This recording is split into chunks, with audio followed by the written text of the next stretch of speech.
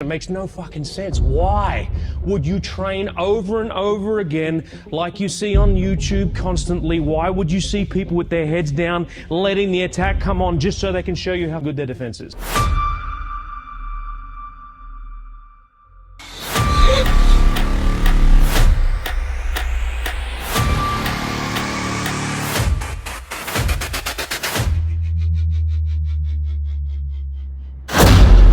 You all just experienced how terrifying it can be when someone puts their hands on you. Bear hug, choke, headlock. Now, if you let someone get that close to you to put their hands on you, that's your fault because your awareness was shit. That's the bottom line. Think about that for a second. You have to be that disconnected, and I know people are. They're distracted with their phones. But that's where the training starts, remember? Situational awareness. If you're that distracted to let someone put their hands on you, that's your fault. There's training from positive position, meaning I see it, I can prevent it, I can use a common object, or there's the negative, meaning I'm switched off for whatever reason, and boom, the attack comes on. We want to do our best not to be in that negative position. It makes no fucking sense. Why would you train over and over again like you see on YouTube constantly? Why would you see people with their heads down letting the attack come on just so they can show you how fucking good their defense is? It makes no sense. We want you to be engaged, seek out the danger, be aware of the people in your environment, the different environments that you're in, and then if someone tries to put their hands on you, bam, you can prevent the attack. And you can use your strikes to stop them hurting you. That's the mindset that we're developing here. Now, is that always possible? No, because we are human and we do switch off. We're not always aware. I'll be very clear. I am not saying we shouldn't work on defenses against these attacks, meaning from the negative. We have to, and we have great defenses, but we are starting first with awareness, second with prevention. So if I've got good situational awareness, if I know my distance, if I'm scanning, if I'm confident, and Mick goes to choke my throat, choke, choke, choke, why would I let him put his hands on my throat? It makes no sense. If I'm aware of the threat, if he's talking shit to me, it becomes violent, I keep my distance. I find the time, the right time, the opportunity to strike, to run, to get out, to find help, to talk to the police, find security, or I have to defend. So again, we go back to that timeline. If he's at a distance to me, maybe I talk him out of it, maybe I get to a safe place, maybe I kick, maybe I preempt, maybe I strike before he strikes, if it's justified. That's the timeline. If I'm closer to Mick and he goes to punch, or we have those defenses. Or if I'm even closer and he goes to grab my throat, I have those preventative defenses. What is this? If he puts his hands on my throat, this is the same as him punch this. So let's look at these preventative defenses. First one we have is choke defense. I make my inside defense. I am attacking and then distancing myself. Okay? This is number one. And this could be done. He chokes me from the side. I'm just, get your fucking hands off me. No, you don't let anyone come into your space. And that can only happen if you open your eyes. So I'm not doing this windscreen wiper type thing or windshield wiper type movement. Okay? I am trying to inflict pain where I can. Just like the outside defense, punch me. Good, I'm making an attacking defense. Okay? I mean, I want to inflict pain whenever I can, with my defenses and with my counterattacks. Similar to 360 defenses, inside defenses are also a reflexive movement, making it easier to create an effective defense. Now, unlike 360 defenses, inside defenses are used to redirect attacks, not stop them.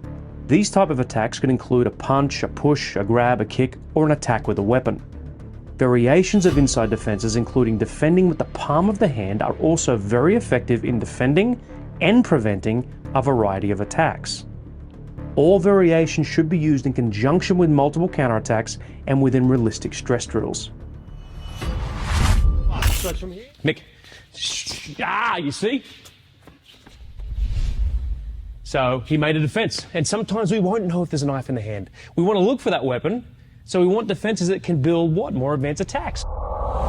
Bear hugs can come from someone, a surprise attack, trying to take you somewhere, take you to the ground. They're not just going to stand there in place, okay? There's a lot to consider here with bear hugs. These are the sort of attacks. Low, high, side, picking the person up, taking them to the ground. It's a fucked position to be in. You don't want to be in this position. You all felt how aggressive the attack is, or can be, and how difficult it is once it's on to defend. I don't care what your training is, who you train with. When you're defending, you're losing.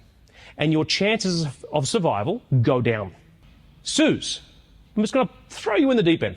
If I was to come, and again, timeline, she has time, she sees what I'm doing. If I'm going to come in and grab you, she just did it. She did it. She did it. So what did she, it's double 360, outside defense. She's stopping the hands are coming on, and guess what the next part is? Bah, boom, straight to the nose, or boom, kick to the groin. So that's what we're going to do, Suze. I'm going to go high, good. Don't try and just butt and distance yourself. Very important with this.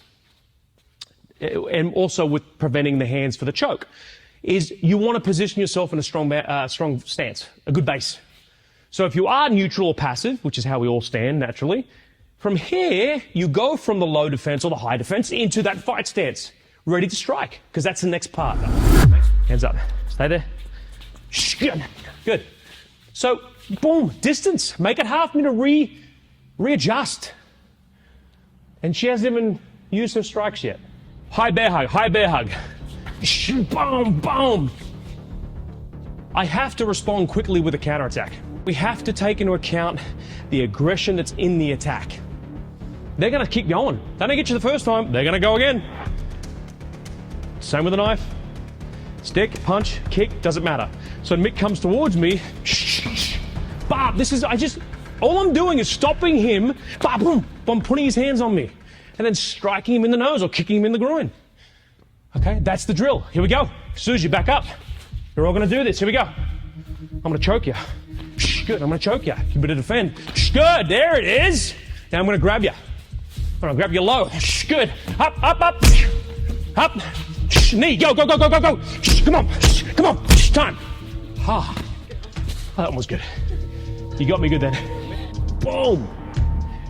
Now, by the time this goes on, you've got such a short period, you've got seconds, if that, to respond. Once it's on, especially these sleeper holds, you're done. And especially to take you to the ground, you're done. So again, I ask you, does it make sense to keep your head on a swivel to try and see the attack? See someone come up and put their arm around you? This is very common in like bar fights, things like that. So we have these preventative defenses, whereas if Mick comes up to put, and again, this can only come from your awareness. I can't do it by looking here. I can't do it by looking at my phone. I'm going to get attacked. Nothing I can do. You better hope you've got a really good defense once the attack's on. So if I'm looking and Mick comes to put his hands on me, look, I see, naturally you do this. We put our hands up, we put our arms up, whoa. We go to where the danger is, where we're threatened. So if Mick comes up and put a strong headlock on me, even if I get to go at this point here, got to put the headlock here, even if I put my hands here, I'm stopping the danger. Even by doing this, the thing is I have to respond though. I can't just go, I can't just do this. I have to respond, boom, I have to attack.